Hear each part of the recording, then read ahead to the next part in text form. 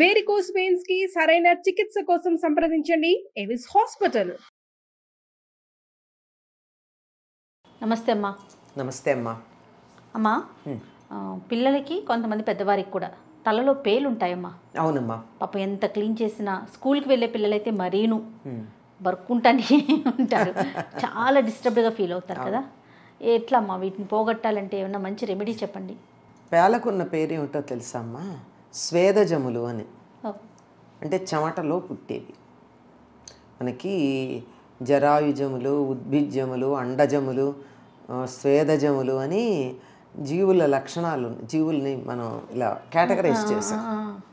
అంటే మావిలోంచి పుట్టేవి మనుషులు. మనంతా మావి ఉంటుంది కదా బయటకు వచ్చేటప్పటికి. అండజాలు గుడ్లలోంచి పుట్టేవి, కోళ్ళు, ఇవన్నీను పక్షులు, కొన్ని పాములు. తర్వాత ఉద్భిజ్యములు నేలలోంచి ఇలా పైకి వస్తాయి, మొక్కలు. స్వేదజములు అంటే చెమటలోంచి పుట్టేవి.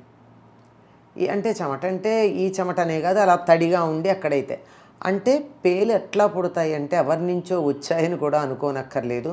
గాలిలో వాటి తాలూకు ఏముంటాయో తెలియదు, కానీ బాగా చెమట పడితే ఆ చెమటలోంచి వస్తాయి. అమ్మా, స్వేదజములు అంటే ఒక పేలైనా ఇంకేమైనా ఉన్నాయి? చాలా ఉన్నాయి. ఉన్నాయా? చాలా ఉన్నాయి. వాటిల్లో ఇదొకటి. ఓకే, చెమటలోంచి పుట్టేవి.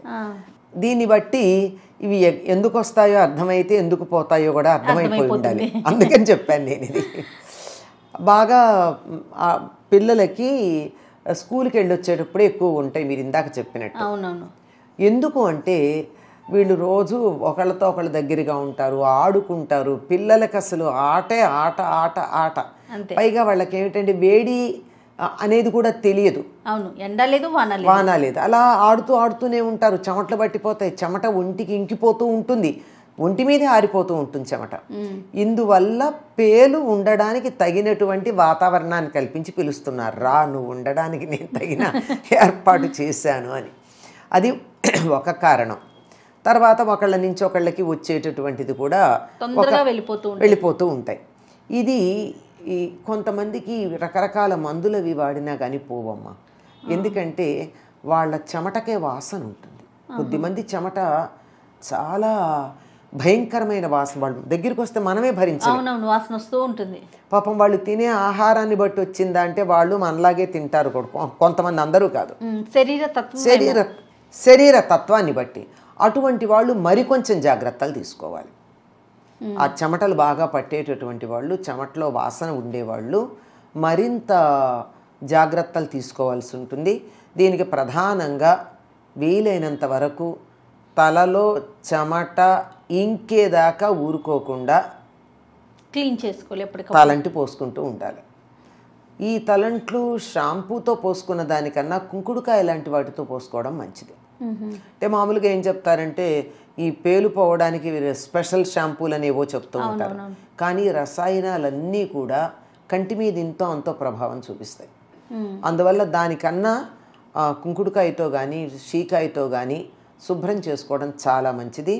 ఈ షాంపూ వాడేవాళ్ళు చేసే ఒకానొక పొరపాటు ఏమిటంటే కాస్త ఇట్లా పెట్టగానే నురగొచ్చేస్తుంది కదా, ఈజీగా నురుగొచ్చేస్తుంది కనుక పోయింది అనుకుంటారు, స్నానం చేస్తారు. నురుగు స్కాల్ప్ దాకా వెళ్ళదు, పుర్రెకి తగలదు, పైన వచ్చేస్తుంది.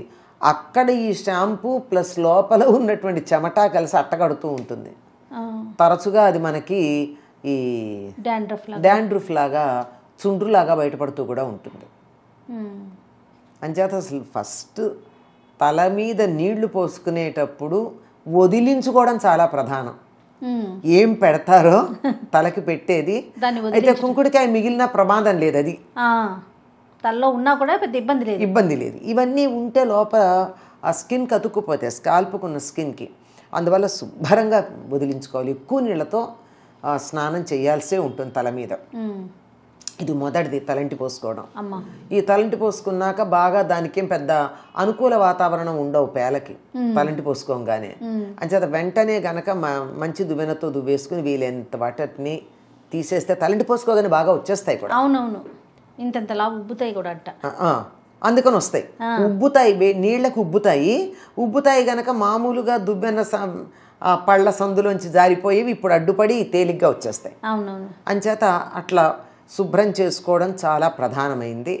ఆ శుభ్రం చేసుకుంటూ ఈ ఈ పేలకున్న గుణం ఏమిటంటే వెంట్రుకలకి అంటుకుని ఉండేటట్టు గుడ్లు పెడతాయి. ఈపి అంటాం దాన్ని. ఈరు, ఈరు, ఈపి ఇలా వీటిని కూడా ఆ వెంట్రుకలు పట్టుకుని లాగి తీస్తారు. చాలా కష్టం కదా, నొప్పి కదా అలా లాగుతూ ఉంటే. అందువల్ల అవి ఓపిక లేకపోతే అవి పిల్లలు అయ్యేదాకా ఆగి వాటినన్నా తీయాలి. ఇది చాలా లాంగ్ ప్రాసెస్.